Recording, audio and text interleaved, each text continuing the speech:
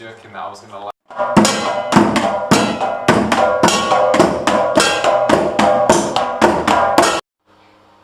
Hi, I'm Liz Dees and I'm an artist based at the Scrap Store building here at Scrap Store Studios, and I've been involved in building these giant carnival sculptures for Hull Carnival, which are bird themed, and this is... I'm Charles Huckvale and I'm also based here at Scrap Store, and I'm a visual artist and community musician, and we've been making these musical shopping trolleys based on birds, tropical birds for welcoming the world.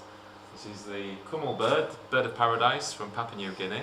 We have our friend here, the Mayo bird from Western Samoa, and we're going to be taking these out on the Lord Mayor's Carnival this Saturday, so it'll be good to see you all there. Yeah, and the inspirations come from the rugby teams that will be visiting Hull during the Rugby World Cup. So that's we're taking inspiration from Papua New Guinea and Samoan teams, which are two of the teams that will be visiting Hull.